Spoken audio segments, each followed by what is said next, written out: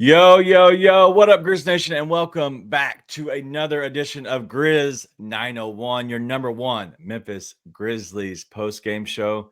And it's not even close. Tonight on the show, we're going to do a lot of the breakdown as we always do. But as you've all been kind of waiting for, we have our first edition of the Grizzleverse. So we have all of that figured out, and hopefully you're going to enjoy it because it is something different, but we want to have a little fun on the show. But as we always do, we're going to end with the look ahead. Ryan has helped us out and give us a little bit. But the Grizzlies win 128-109 tonight. The game kind of got off to a slow start, and prayers go out to the gentleman who had an emergency very early into the game. They had to delay it, so we're on a little 30 minutes late. But that is not an issue, I promise you. But hopefully, prayers go from all of Grizz Nation going out to that gentleman, but also his family. But the game, it was fun, and I see everybody kind of getting turned up. Even you, King Meeks, I can smell you over here. But that's all we got. Let's go ahead and get the show started.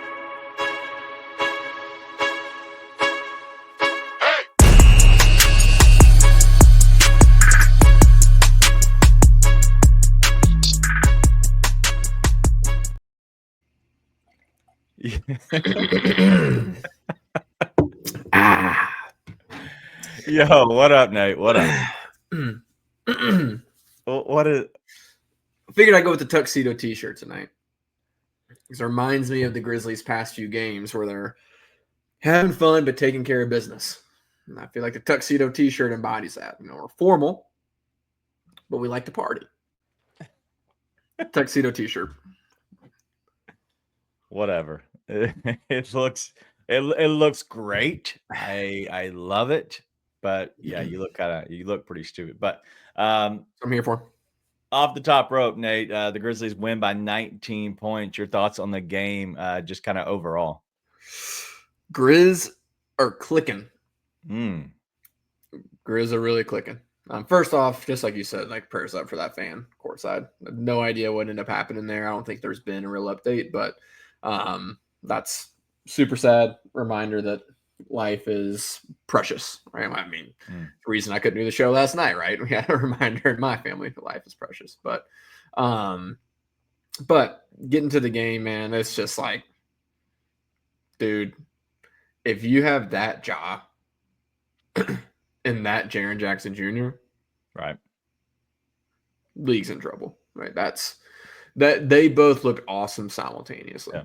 Right? I mean, it was awesome. And then that's not even getting into the other guys. Like Gigi made it pretty apparent why he is one of the untouchable young guys, right? Especially for like a rental type thing for Miami. But they're having fun, man. They're looking like both iterations of G&G right now. Like they're Grizz next gen, having fun, got their swag back, look awesome, look like they're just a bunch of kids having a great time out there.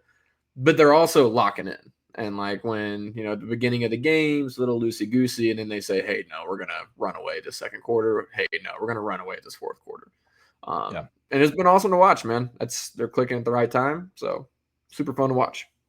Yeah, it's a good regular season game. And I've been calling this on our betting show, Coaching Company. I've been calling it the National Blowout Association because that literally is how it's been, especially as of late.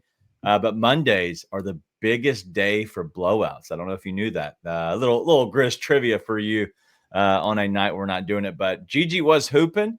It looks like Keith is wanting to title this the Gigi game.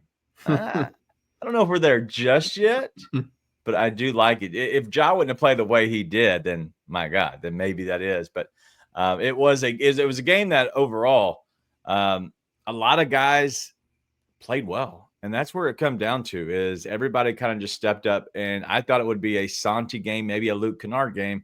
And it was not that. It was Gigi. It was Ja. Jaren continuously does Jaren things. And it's just now 31-6-3. It just seemed like it was easy for him to get to that. And I don't know how you thought about Jaren overall, but it looked like he was that was easy to get there, even though he was 3 of 9 from deep. Yeah, I mean, like a quiet 31. Right. I mean, He's like, yeah, he's looked awesome, man. And he just continues to dominate every night. Like him discovering that there's 0 people in the league that can guard him one-on-one in the paint. It's just been, I mean, it's been awesome. Just dominates.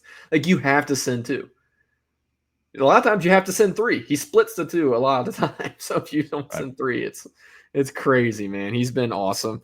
And then you get to Ja, who I said on the last show I was able to be on, I thought he would have a coming out party against Milwaukee. I just thought he was going to come back super locked in, and then he didn't play against Milwaukee, obviously. But then tonight he comes out and has a coming out party. Just looked locked in, looked like a man on a mission, which is awesome to see. So both those guys have been awesome for the Grizzlies. It doesn't feel like they've been awesome top tier simultaneously a ton. And tonight it was top tier. It was awesome to see. Yeah. Flossie says, just came in. Are y'all talking about Jaren, huh? Listen, it's hard not to talk about Jaren. Almost every show. And before it was always like, Ja. Well, now it's almost every night it's a Jaren conversation. If we were still doing the player of the game, it would almost be Jaren every single night at this point, even though Ja played great tonight. But the fact that Jaren is doing a quiet 31 just goes to show how much better he really has become and how much of a step up he's taken this year. I was on a Miami Heat show tonight, and we did an early recording for when they're going to put out later on.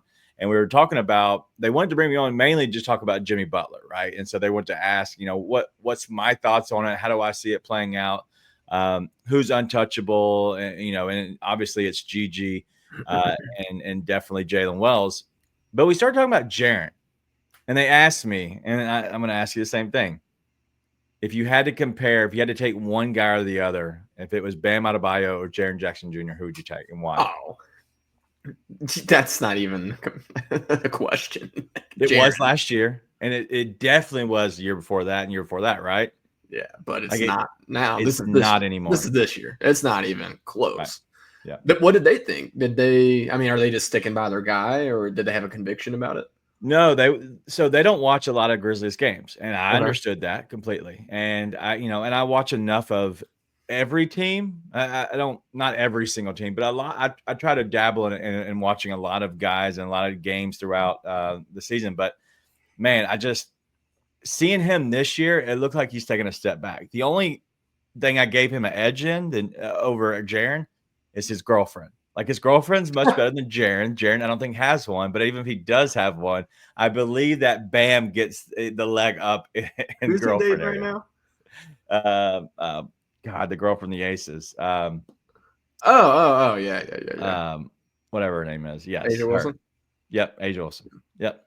So yeah, dude. Yeah, okay. But other than that, no, I'd be interested to hear who they end up saying on that. If they watch much Grizzlies, right? I mean, you kind of got to stick by your guy as a fan, right? So I wouldn't diss them for picking Bam, but yeah, it's subjectively not close. Yeah, Jaren is clearly all NBA.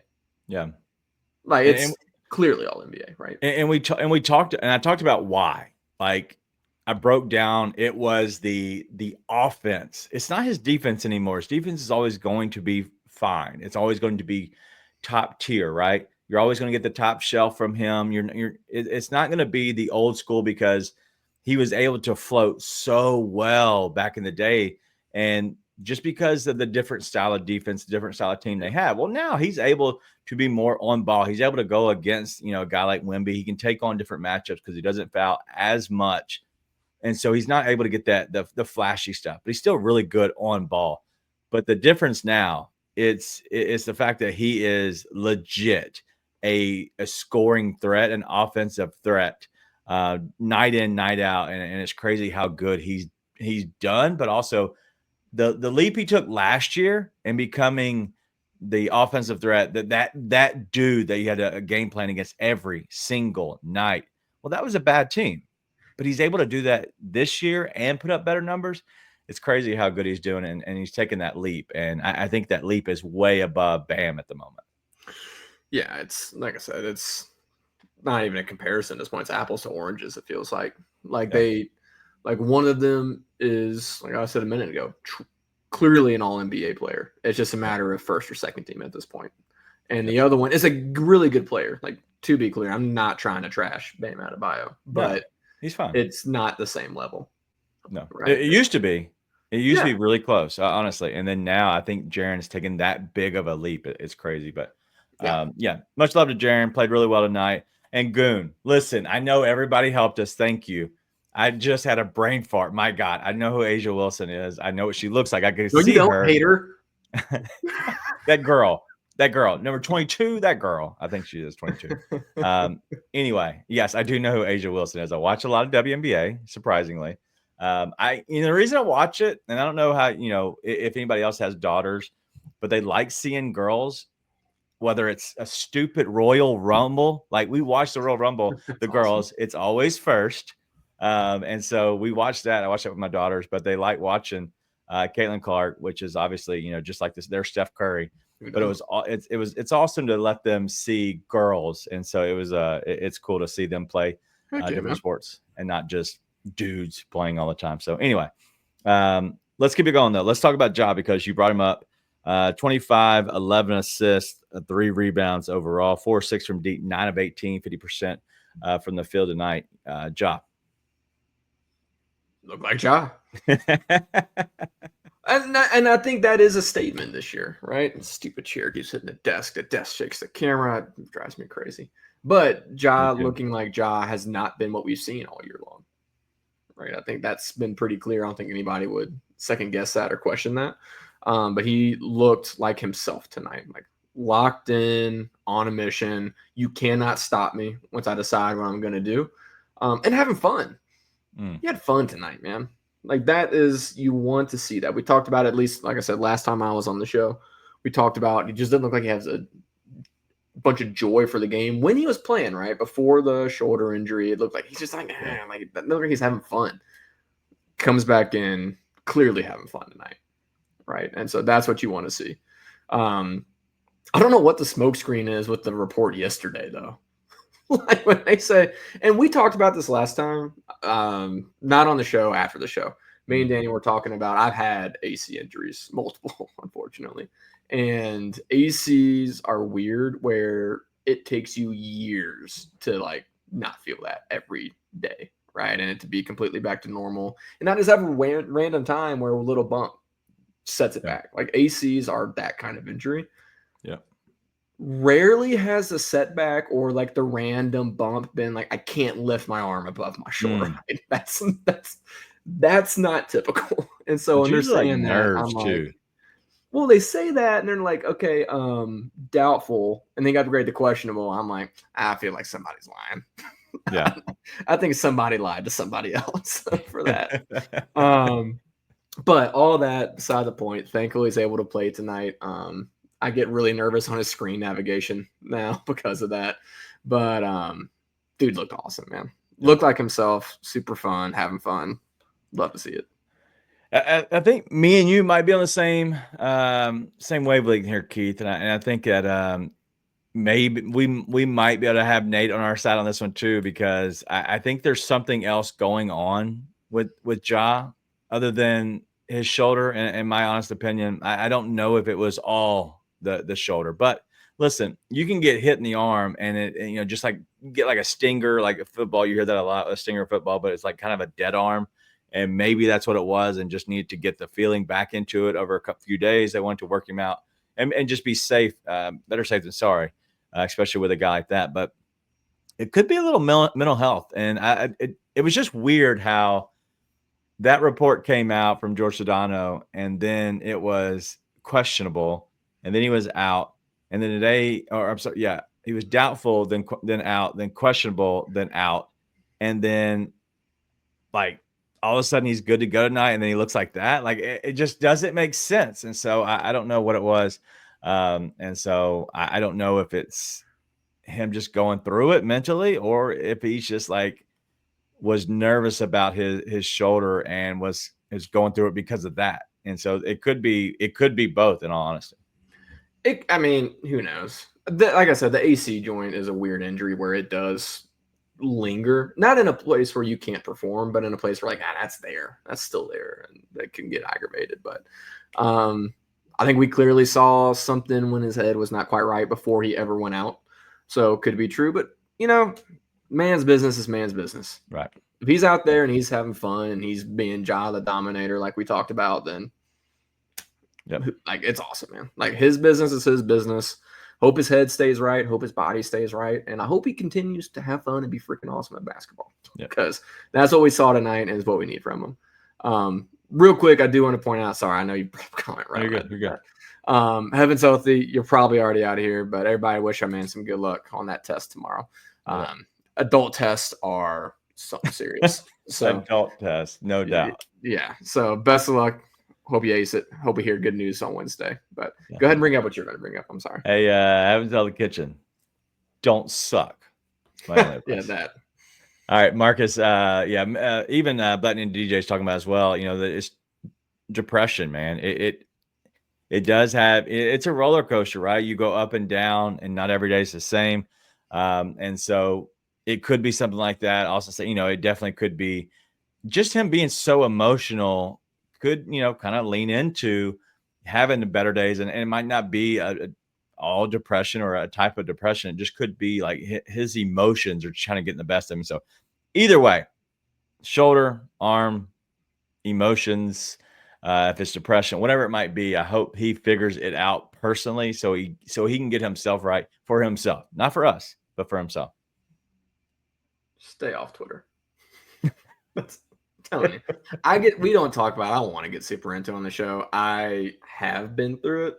I do know what it's like. Social media is the absolute devil when you got stuff in your head, man. I'm telling you. That's why I wanted to stay off of it since like way back, like 3 years ago. I'm like, dude, just stay off of Twitter. It's terrible for you. Yeah. But listen, man, like I said, his business is his business. Love seeing what we saw from him tonight. Yep. Let's get to the guy. Yep. Go ahead. Let's get to the guy. Let's roll. You all know who I'm talking about. Zach Edey. Okay, every time.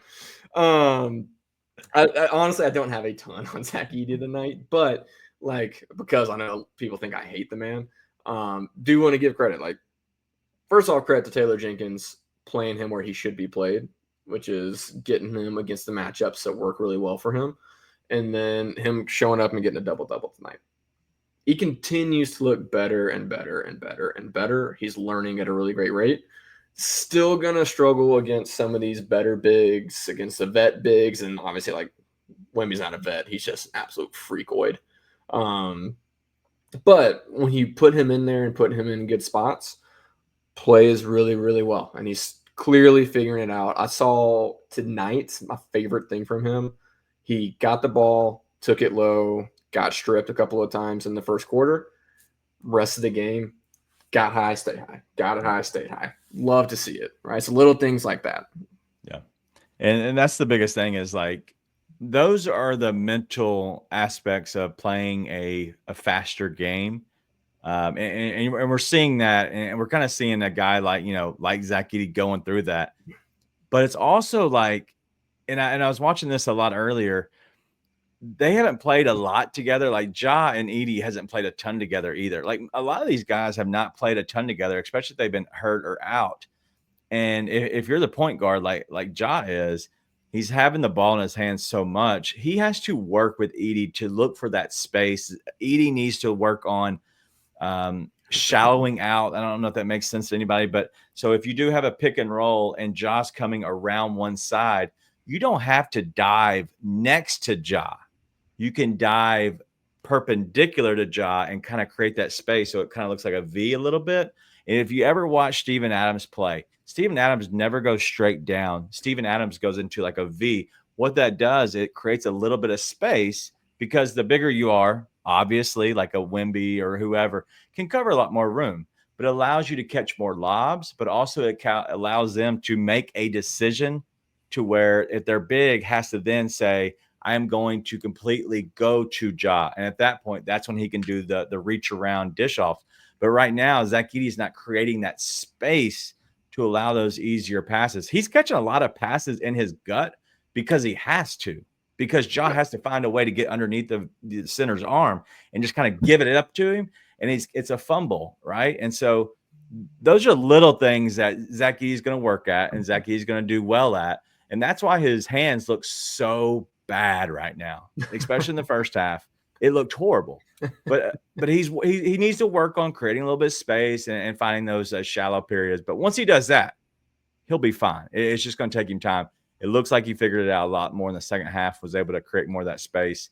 But man, he was struggling there in the first half. I know we were discussing a little bit earlier, but man, he just looked like he was just bad from the very beginning. But that's what you want to see from a rookie, right? I know, much to everyone's surprise, I have been impressed with Zach Edey all year with the rate at which he has improved and learned. And I still think like if he continues to show a work ethic and a drive to improve and learn and get better at the game, that's going to serve him super well for his future and this team's future, right? Like that's a real thing. That just, I mean, if the Lakers get Mitchell Robinson, I mean, just saying, like it's he can continue to improve, be awesome. I can be impressed. I still think you need a more veteran, experienced center come playoff time. But what I would do in a situation like this for the Grizzlies is I would figure out a way to, whether you start him or not. I don't care who starts. I never have cared who starts.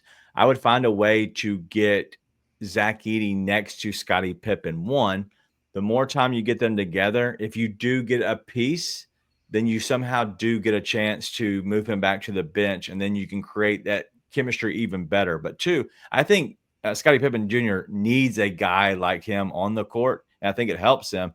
Ja doesn't need him. Ja can use him, but he doesn't need him. I think it'd be really good. They could develop that chemistry between Scottie Pippen Jr.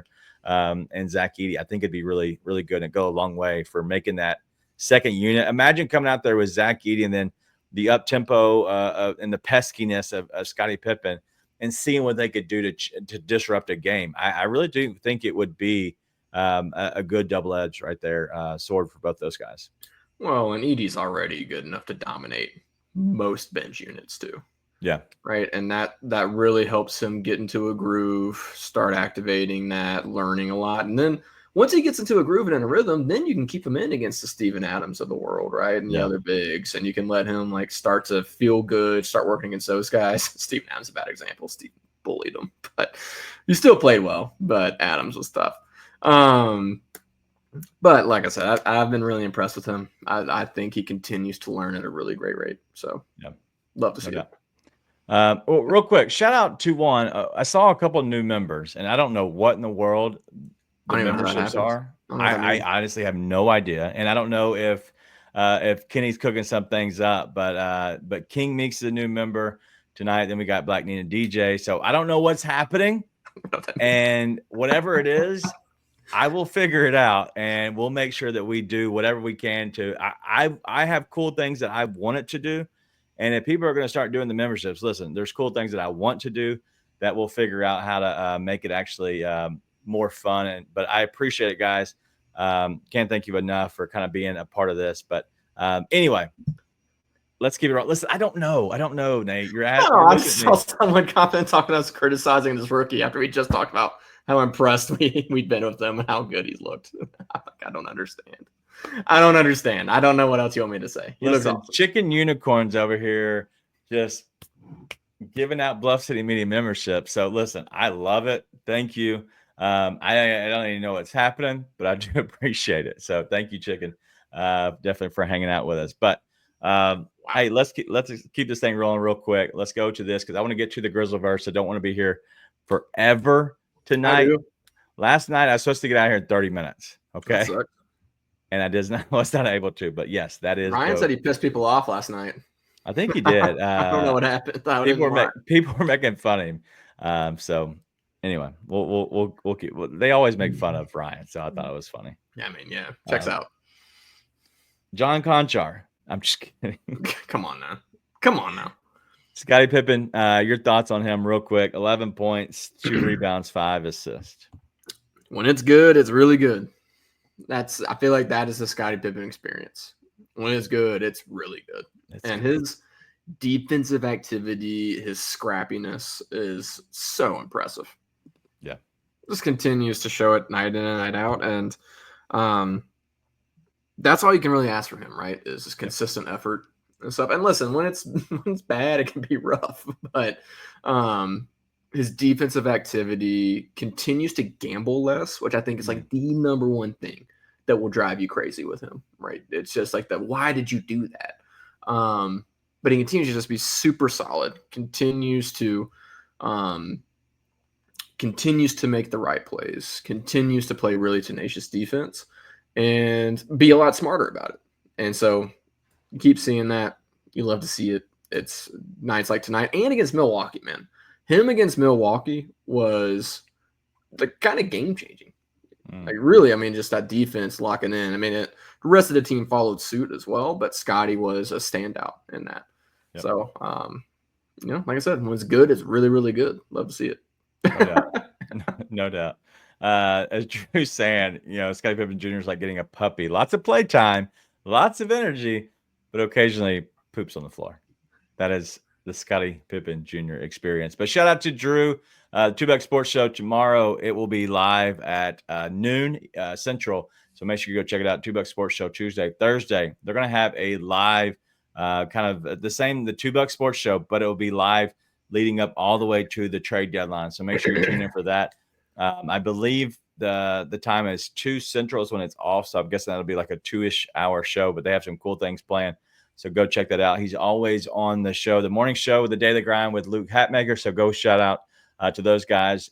Starts at 7:30 Central in the morning. Sometimes Luke's on it. Sometimes Luke's not. Sometimes Drew's on it. Sometimes Drew's not. Sometimes Rusty's on it. Sometimes I'm on it. I will not be on it this week because I am busy. But shout out to Luke, Drew, Rusty, all the boys hanging out. But let's keep it going real quick. Go ahead. One mini comment. Courtney, no one disagrees with you. No, absolutely not. Yeah, just to be really clear. Nobody is guarding. That Steven was Adams. The point of the comment. Just to be super clear. No one disagrees with you. Adams bullies literally everyone. So you're amongst friends. Just want you to know that. All right. Well, live in the morning, the Daily Grind, you'll have Drew and Buckets on, trying to make sure they get you through that morning, get you started. But last guy I want to talk about is Gigi Jackson. Thank you. 27 points, 4 rebounds and assists, 4-9 from deep. Gigi. Dude's just going to be so good.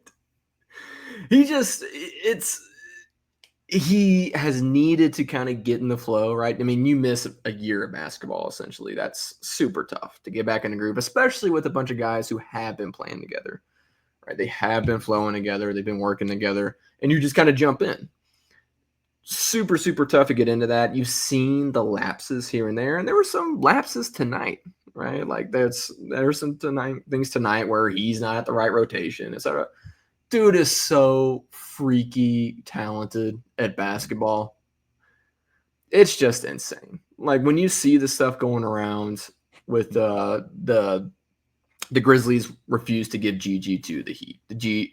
Gigi is just not going to be included in any trade talks. It's like, yeah, we know why. This is why. Yeah. Right. And you saw him tonight start to feel good. He starts to get into a rhythm and he starts asserting himself. Right. Like that drive to the basket was just like, boom, got the ball. I'm going.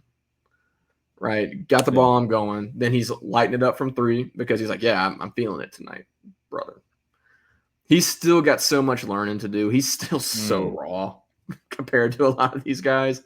And he's just clearly the most talented wing on the roster by night and day. Dude, I wasn't here for this. How much did y'all talk about him meeting Giannis at the rim? We actually didn't talk about it much at all. Bro, how did you not talk about that? Do you know how many people tried to meet Giannis at the rim? And, I agree. He was just so bad throughout the game. It was hard to talk about him. Okay, no, that's not something that's hard to talk about. I can't believe you guys didn't talk about this. Because in the same game, Santi tried to meet Giannis at the rim and just got a mouthful of nuts. So, like, you turn around and you look at Gigi meeting him at the rim. It's just crazy. He's so big. Gigi, like if you're not paying attention and you just kind of look out of the corner of your eye and you see you look at the Grizzlies lineup on the floor, you think it's Jaren. That's how big he is. Yeah. It's crazy, man. Yep. It's crazy. I can't believe you guys didn't talk about that block. Nobody blocks Giannis like that. Yep. Wow. And that's honestly like Gigi. He shows you those signs that he can be amazing. And then he shows you the signs that he's going to just be like, just a young kid. And just, he's going to go through those trials and tribulations, a little bit of going up the roller coaster, down the roller coaster, peaks and the valleys. And you're going to have to just live with it early on. That's why I did not think you put him in the starting lineup right away. He's going to take some time. Eventually he'll get back right into where you feel like he should be. And the great thing about this is he gets to kind of ramp up and then just kind of take a little bit of a break. It's All-Star weekend, maybe get, some little things that might be hampering him, and then get back to the stretch run to the end of the season where he could actually be the difference maker. No matter what trade does or doesn't happen, he could definitely be the guy who kind of sets this team over the edge. But I want to bring up a comment because I literally wanted to just laugh so bad. But everybody's naming like Gigi, like goodness gracious or whatever. I'm not the one you're going to bring up. But I saw this. I know you're talking about. I know you're talking about how he's so raw, and I was thinking of raw, like Girthy Gregory being a menace. Don't see you raw. Like Duke, I don't like that. as AC Surreal says, he can just bully people now with his size. Like the size of his shoulders, he's growing into his man body, and so I love Girthy Gregory. First off, girth is just such an underrated word in the English dictionary. I love girth. Just telling you, like girth is just like a fantastic adjective. Girthy, like I'm telling you, girth being the noun, of course, but girthy being the adjective form of the word. Highly underused word. Please don't use that and raw in the same sentence. We're talking about a 20-year-old kid playing basketball. Just don't. It's bad if I'm the one that has to tell you you're going too far and you're doing too much. I'm wearing a tuxedo t-shirt, and I'm the one trying to be the sense of reason here. Just saying. I thought it was funny. I enjoyed it. I know you did, buddy. Sounds like Dirk Diggler. That's gotta be something we have to put an E next to the show on for explicit. And Diggler just can't be said without us putting an E next to the show. Who said Girthy is the top 3 best things to be called? I've never been called Girthy. My daughters, this is probably not the right direction we're going. My daughters called me a big fella. Never Girthy as in like a size. Listen, if your mind's in the gutter, your mind's in the gutter. We're just going to keep moving on. I would like to apologize to all friends, families listening to the show together. Girthy is tall. I would like to apologize. Back to the game. Let's talk about my guy, Jay Huff, getting sent to the Shadow Realm. Speaking of Girthy. Dog. I mainly wanted to get you off of that subject more than anything. But truly, I did have it in my notes. Like, why has Jay Huff been sent to the Shadow Realm? Because, like, dude, I need to go look at his game log. But I was like, I feel like I haven't seen the dude in weeks. He played 1 minute. He's really good, though. The last time he played double-digit minutes was against San Antonio on the 17th when the Grizzlies won by 28. Yeah. Played 11 minutes the game before that against San Antonio. But I'm just looking around. I'm just like, dog. Does Jay Huff get sent to the doghouse? Yeah, and that's what. And Drew's bring up a great point here, though, because no BC tonight. They went with a Conchar lineup and maybe even a little bit of Jake LaRavia.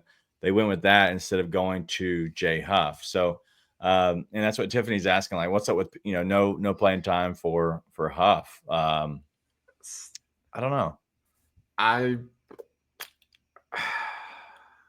But if you're gonna be a role player for Taylor Jenkins, you gotta play defense.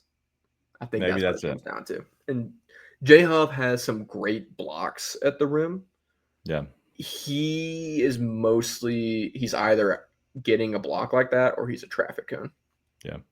If we're being honest. But still, he's played well more often than he's played terrible this year. And he's still getting DNPs for the most part. So I'm kind of looking at it. I'm like, I was surprised to see a game where you're pulling Edey early because he can't keep up with Wemby and the lineup they're putting out there. Santi's getting minutes. Santi didn't look great tonight. Right. And still J Huff doesn't get in the game. Yep. Right. I am surprised to see that. I don't know if it's because there's my thought is Gigi is getting those minutes now because Gigi 100%. Is obviously tall, but also brings a level of athleticism and dynamic play that J Huff doesn't. But I don't know. I am a little surprised on a night like tonight to see him get a DNP. I thought we would see him tonight with BC out. Yeah, well, he hasn't looked great defensively. He's great around as a roamer, and that's what I know. I won the G League Defensive Player of the Year. Drew thinks it's less than a participation trophy, but I will say that he's kind of fallen down. But honestly, let me just kind of go back to this, and I'm going to call out our guy King Meeks because he reeks. This dude. Talking about 13 guys being played tonight.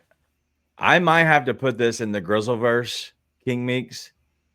This is what the Grizzleverse will do is they'll go look at the box score. And I'm not aiming at you, King Meeks, but this is literally what people on Twitter will do. And they'll say, well, he played 13 guys tonight. All right.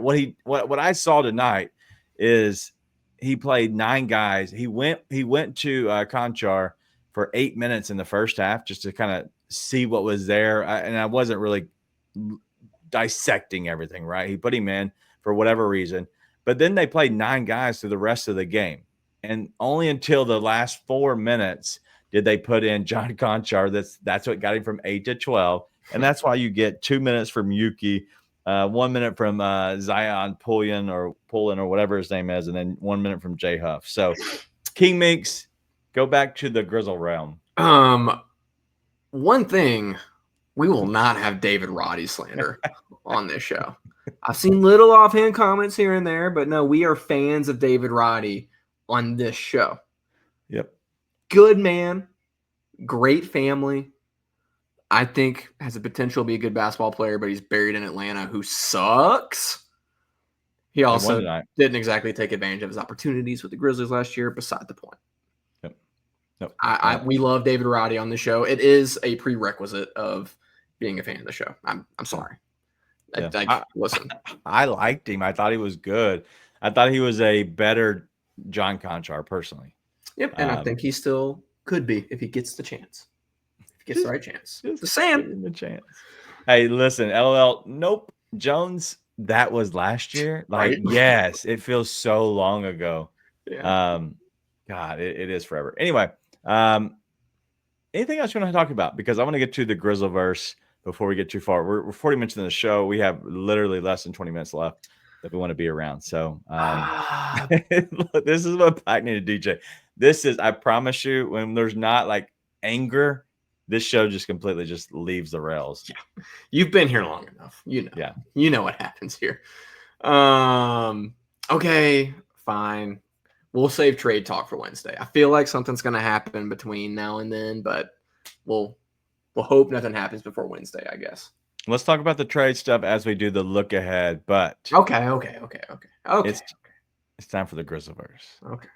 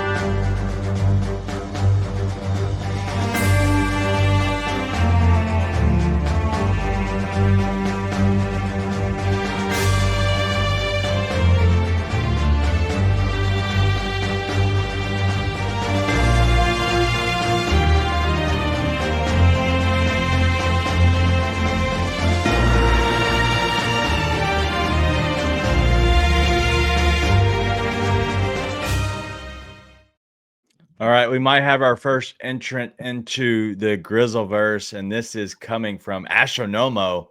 I'd be so happy if Bane was traded. Yeah, you're good. Late entry, Astronomo, for it, but we'll let you in. But let's get to the first entrant of the Grizzleverse, and who do we have here?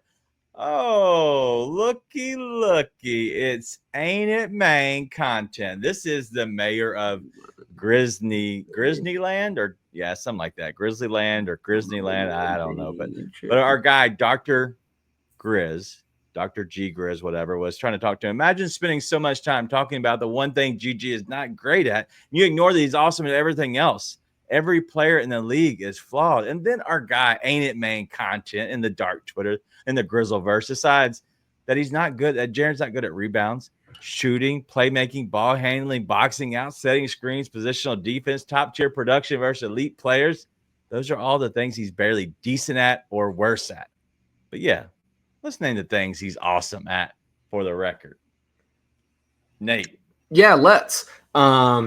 Scoring, defending, more scoring, more defending. Recently, playmaking.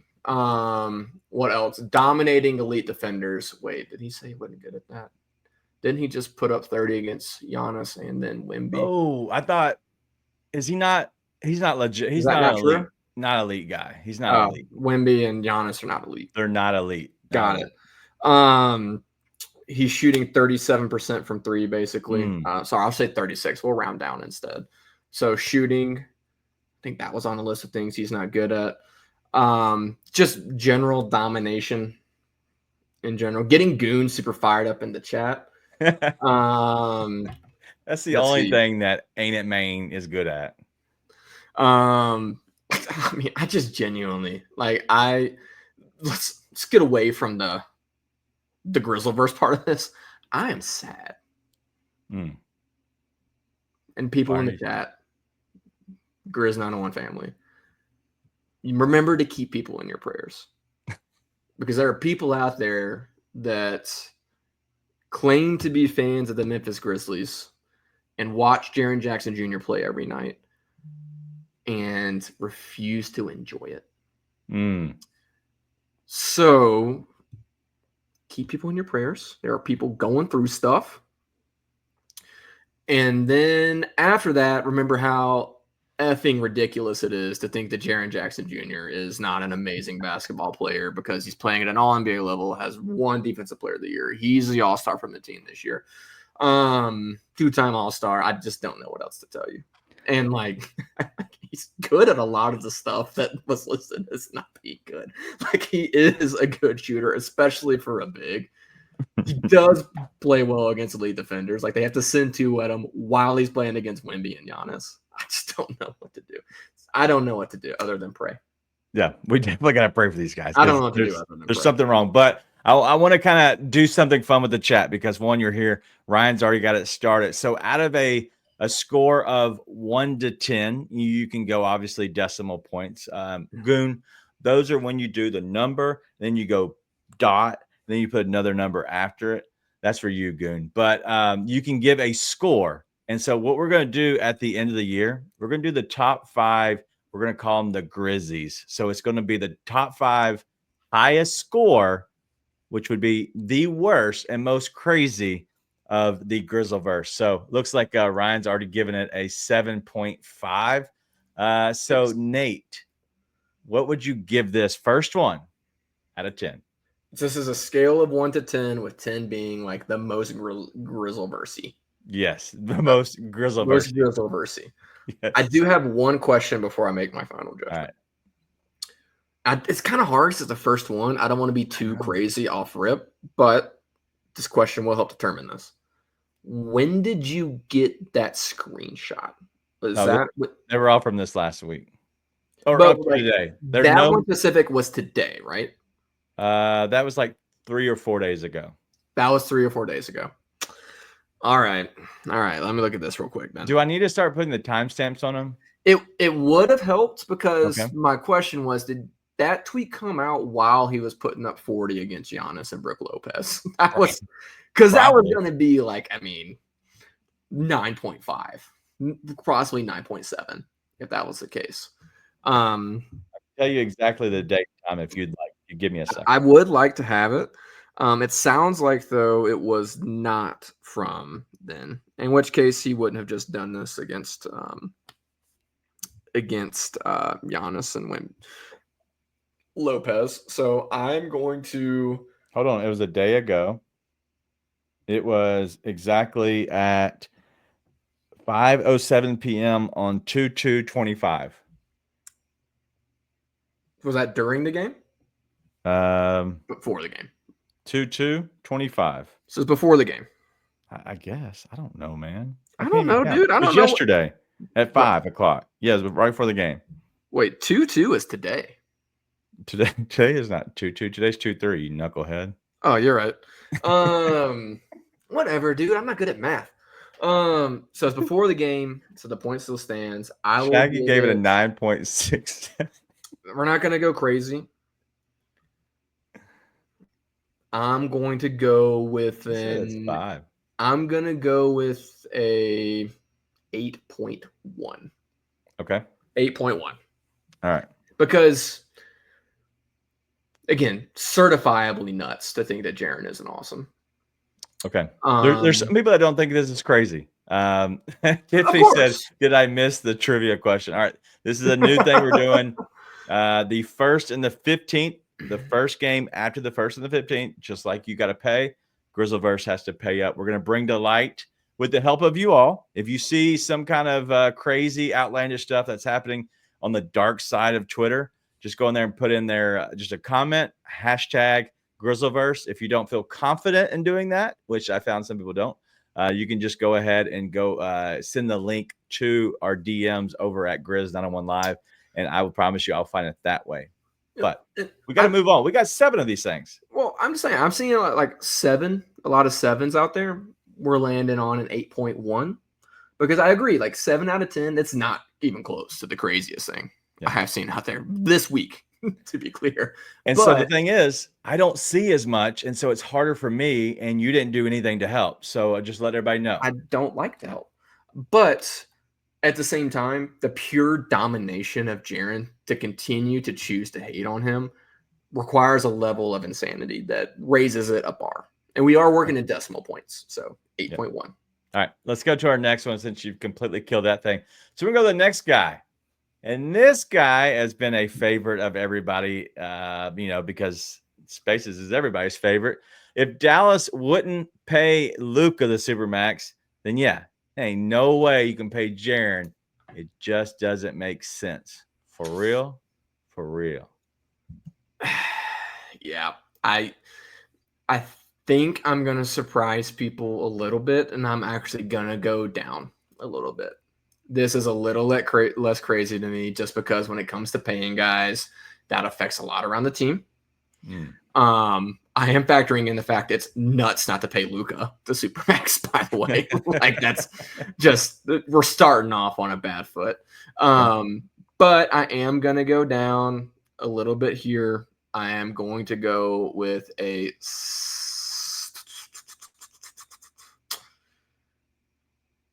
let's go 6.9. First off, nice. Ryan says that's a 9 out of 10 there. I just don't understand how you can have one that is purely doing nothing but hating on Jaren. And then flip around to one that's saying, hey, we should, at the core of it, be careful with how we spend our money.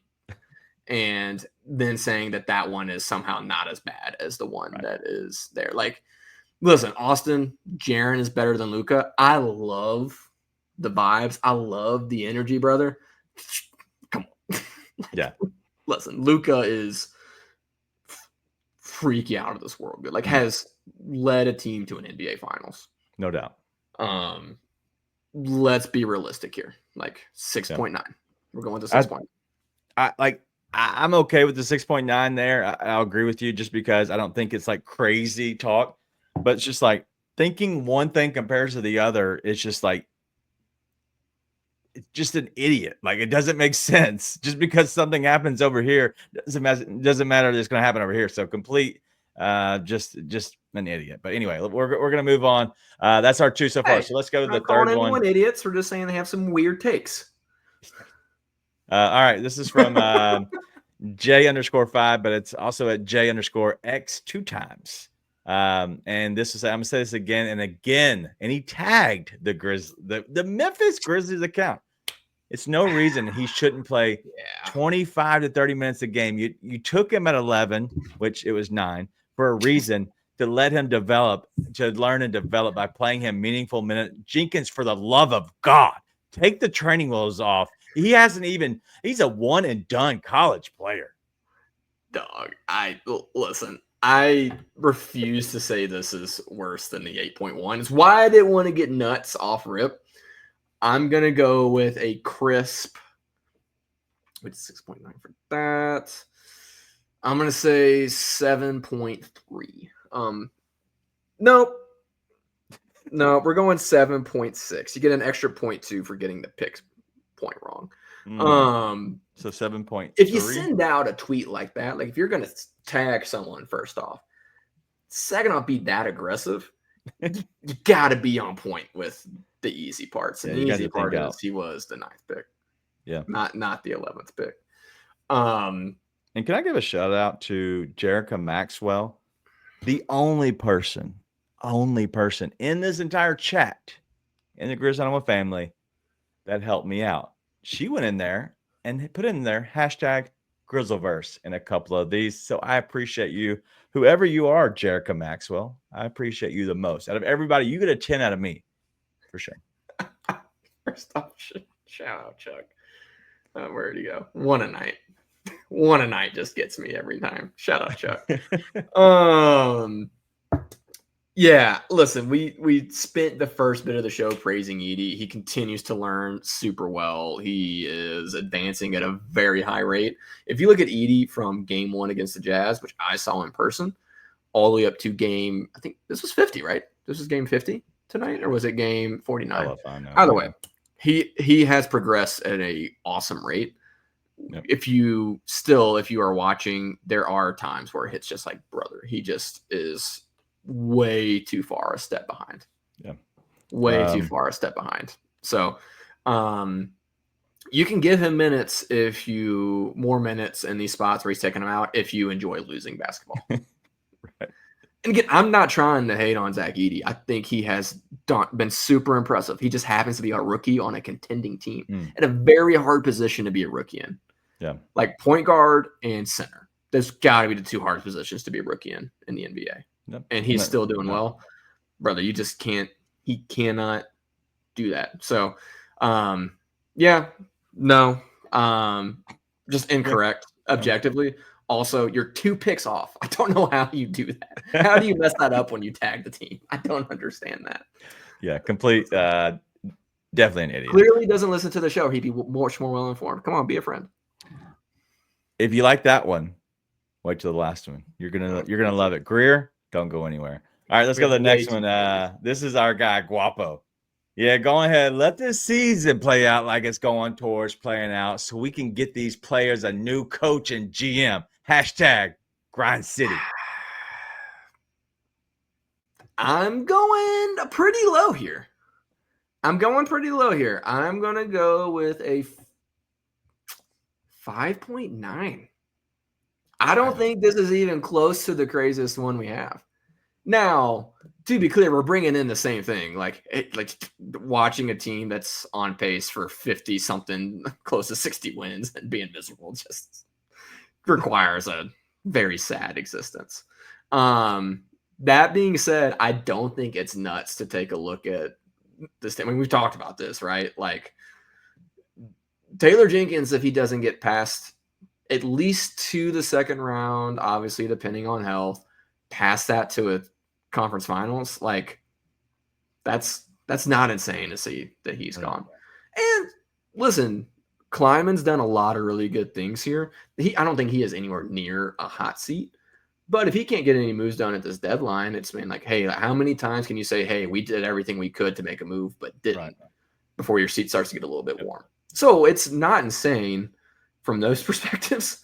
It is insane to look at this and be like, hey, we're 34-16 or something right now. Like, let the season continue to go the way it's going. It's like, hey, this is like, yeah, it's hard. It would be hard to kind of fire a coach if he wins 50-ish games. Now, if you don't do it in the playoffs, different story. But to throw this out right now, a little dumb. Yeah, I'm like, man, like this ain't the time. But again, neither outcome's particularly insane. It's just like, hey, we're having fun. Yeah, no doubt. No doubt. All right, let's go to number 5. That was a 5.9. Let's go to number 5. And this is from Rory, FBA Memphis man. I thought this might make it. Regardless of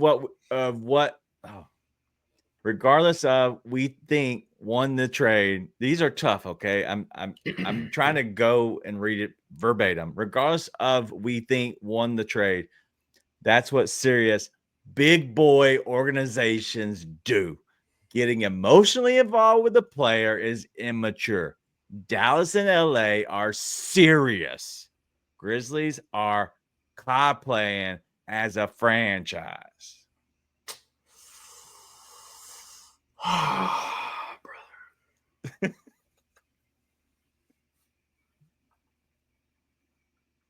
7.9. 7.9. All right. 7.9. Here's why. I think it is objectively crazier to hate Jaren Jackson Jr. than it is to think the Grizzlies need to make moves, which is what is being said here. I think that is objectively crazier. But I don't understand it, man. Hey, this was from everything was within, I think, 5 days max is the longest one. And Lauren's asking, was this before? It was like literally the day after, so it's had to be right after the trade. It's right after. First off, I know there are people like Stephen A. Smith went on and said, like, I have the Mavericks as the team out of the West right now, which I was just like, I think that is a pretty large reach in and of itself. Listen, this would have had the benefit. This is how you know this is bad. This would have had the benefit of us looking at it the less information we have. Yeah. The more information we have, the more everyone's like, Nico Harrison is either an absolute moron or he's actually colluding and he's about to get fired and all of a sudden land a job with the Lakers. Yeah. Like the more information that comes out about this, the more people are like, what the hell are you doing? So it's like, listen, there's nothing bad to say about the Lakers side of this. Like, hey, you just secured your franchise's future. Congratulations on that. Everyone's looking at the Mavs and literally it's like players are like, what the hell? Coaches are like, what the hell? Executives are like, what the hell? It's like, hey, I'm going to shop one of probably the best 3 players in the league who you can say, oh, we didn't defend in the finals. You don't make the second round if that dude's not playing. So I don't know what you're looking at there. But also, excuse me, also, you traded him for a guy who, if you don't win within 2 years, max, if you don't win a title by next year, this trade is a failure. Like, it is a failure. You traded him for pennies. Yeah.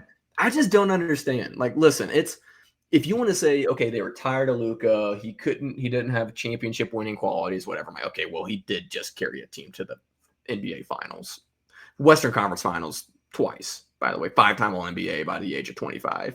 By the way, all that beside the point, you don't shop him to anyone other than one other team, and you let the other GM talk you out of other assets to get him. Oh, that's so bad.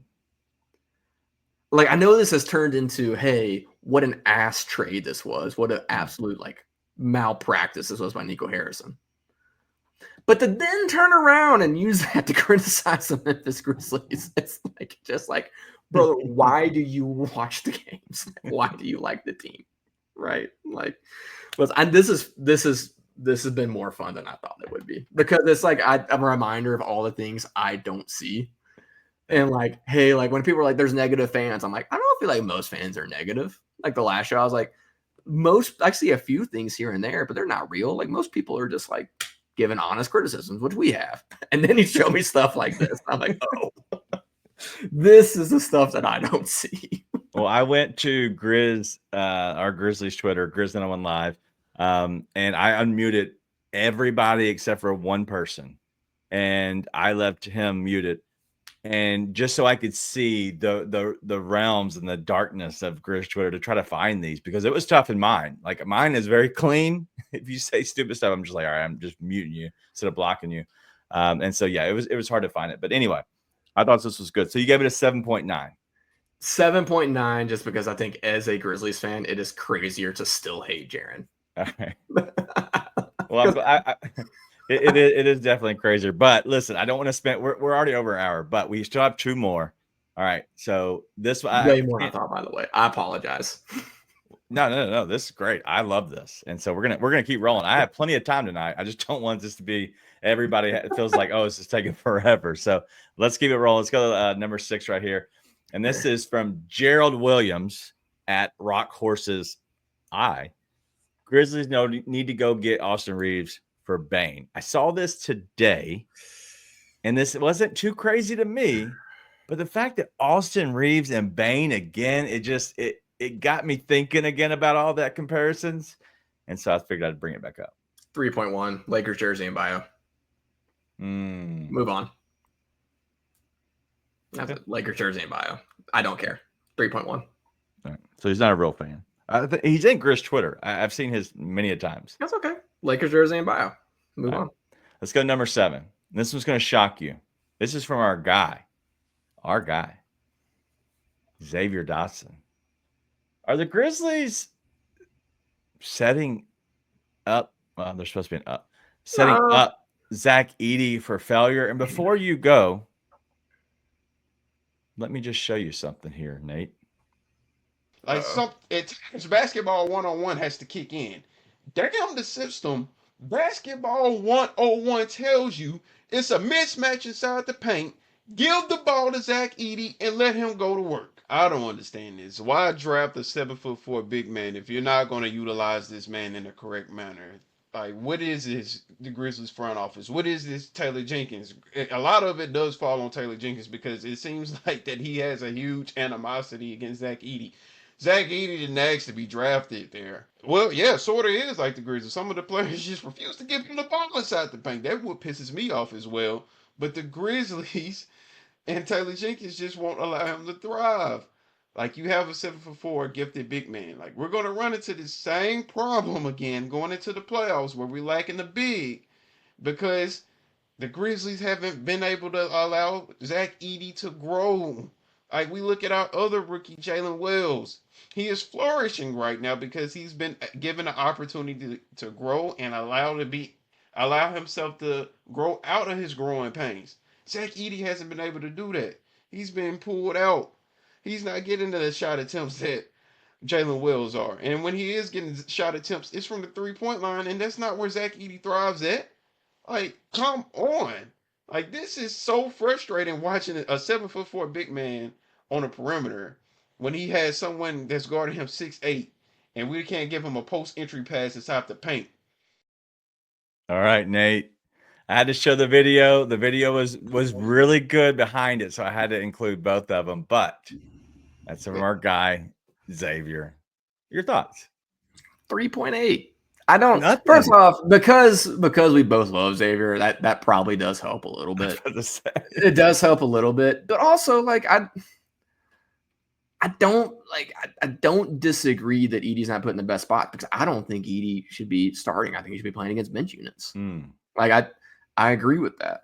I do think people get way too caught up in wanting. And I would say this is part of what Zay was saying right there.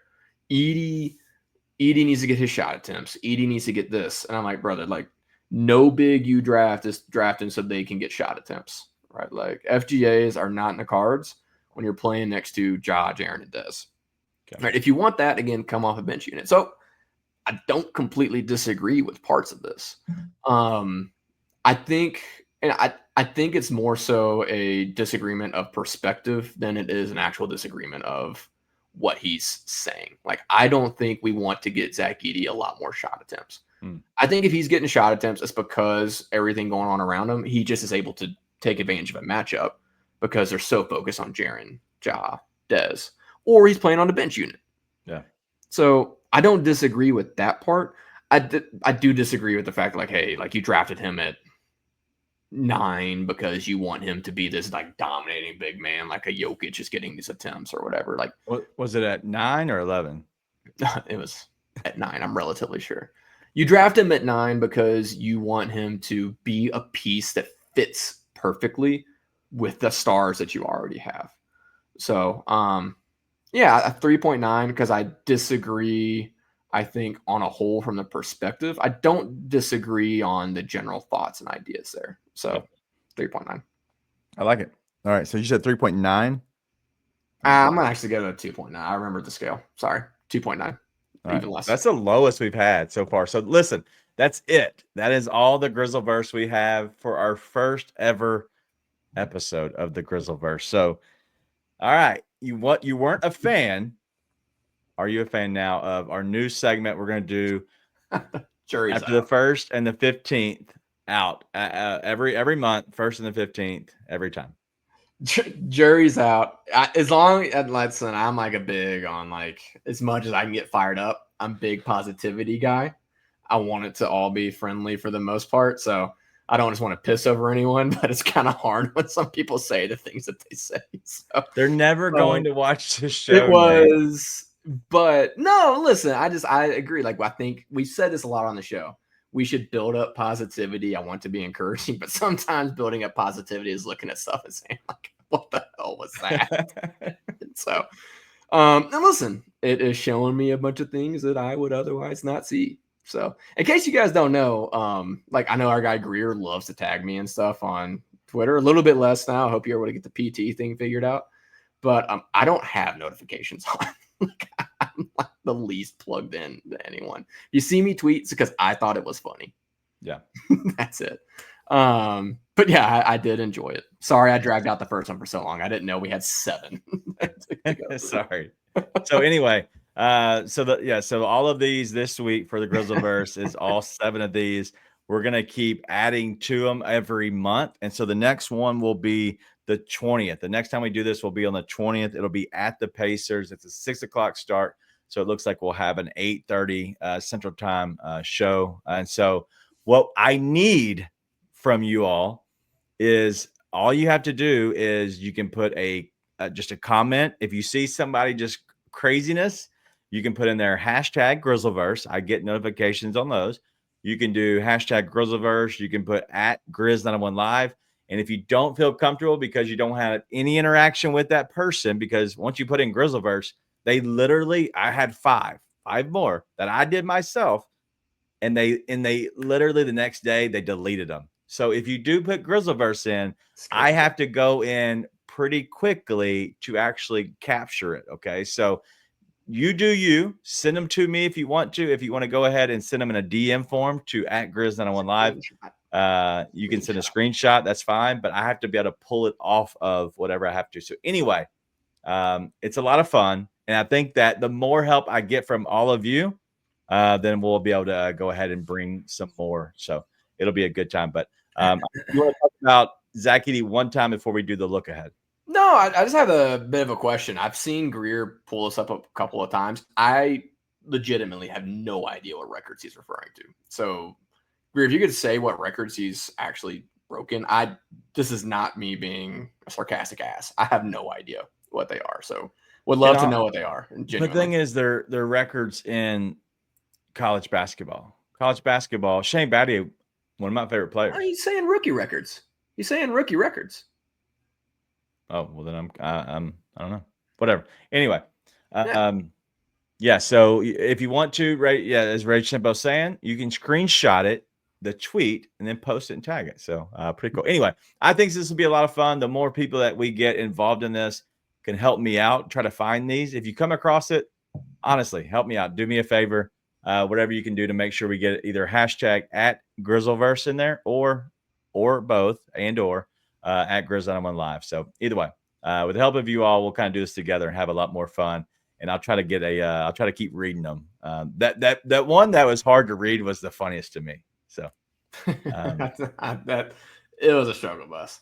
It would have taken the cake if it wasn't like I seriously I cannot fathom hating on Jaren. Like if it had been out of after or during the Bucks game, that would have won the season. That would have won the season. I would have had that at like a 9.8. Well, we'll do it at the end of the year. We'll have a ceremony for the top 5. What did I call them? The Grizzlies. The Grizzlies. Kind of like the Grammys, but the Grizzlies. The top 5 Grizzlies. But anyway, The we Dundies. the Like what? the Dundies Yeah, from, just like the Dundies, these will be the Grizzlies. But we're gonna look ahead with the help of Ryan to our next game is against the Raptors. It's on Wednesday. So let's go ahead and look at it now.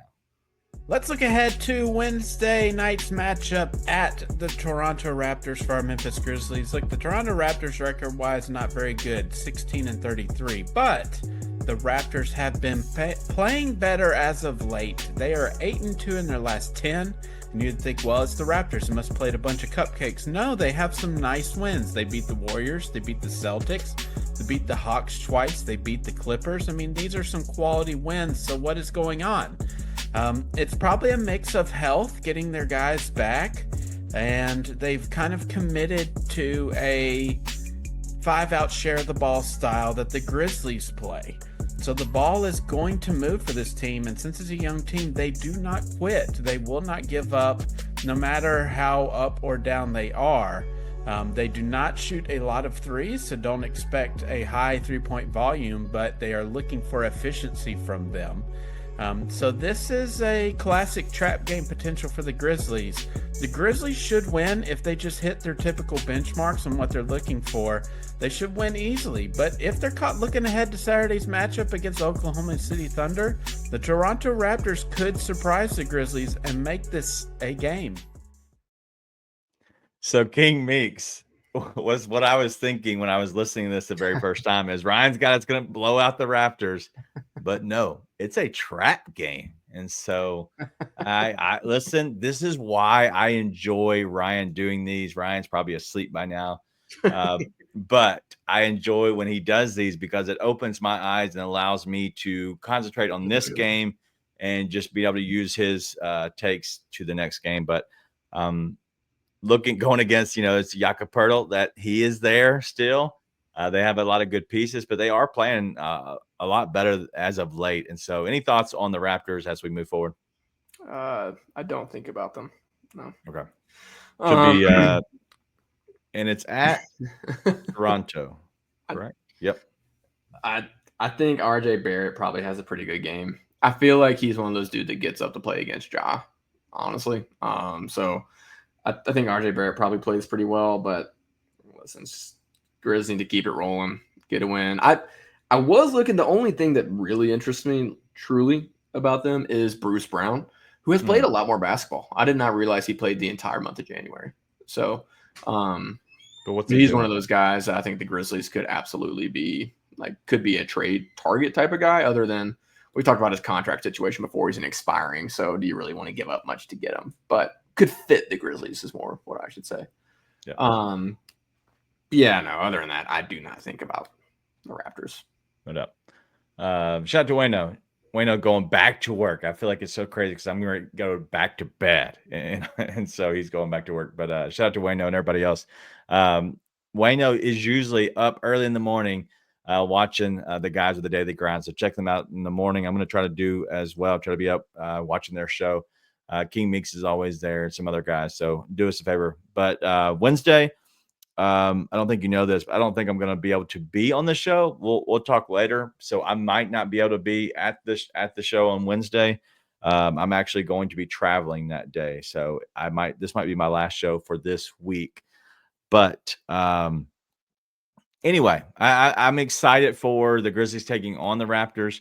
It looks like we're not going to have Bane. We should be able to keep Ja. He has a day rest. It is with travel because they are going to go play in Toronto. Toronto is a city that a lot of people love to visit. A lot of players love to visit. So that could be a trap game as well because it's there in Toronto. Okay. So that might be something if you're a betting person or anybody looking at this game, it might be getting pissed off. Just remember, one, if you send out the tweet, the Grizzliverse could come and find you. That would be funny if one of you were caught on the Grizzliverse. That would be awesome. But it would be just understand that this could be a trap game where they kind of have a letdown spot, much like Houston had when they played against the Brooklyn Nets. So any other thoughts before we get out of here?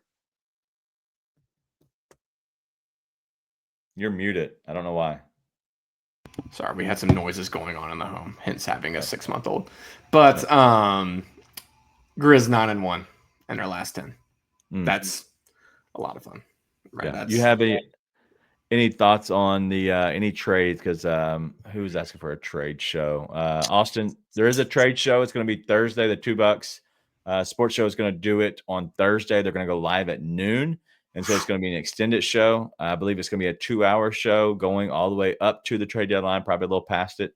So it'll be 2 hours. I will be unavailable. I will be hopefully hiding my phone in my whatever. Maybe I'm taking notes or in a meeting. But I am literally I'm in meetings from like 7 a.m. until like 6 p.m. And then I have an event afterwards for 2 hours. It's at Disney World. It sounds cool, but I'm in meetings all day. And so I will be on trade day. I will not even be around. So I will not be a part of their show at all, but they're going to do a great job. Drew and Rusty, maybe some other guys behind the scenes are going to do a really good job of the trade deadline show. So make sure you go check it out. Probably be a lot of fun, but it'll also be very educating as well. Yeah, go check it out. I will be working. I'll be in a meeting for sure. Yeah, unfortunately. Well, hopefully we'll get some talks, but I would assume Wednesday we'll have some trade discussions. I'd say we talk about the game a little bit, but after that, if Ryan can hop on with you, Nate, maybe we'll have a great night overall, doing a lot of trade stuff. So Nate got a job. Nate's had a job. But yeah. A big boy one too. A big boy. All right, that's all I got tonight. Nate, you good? Chicken got me. You can bring it up. It's okay. This might be my send-off. Thank you, Chicken Unicorn, for the 10 memberships. But I hope everybody does have a big, girthy night, everyone. Be nice and tell your friends.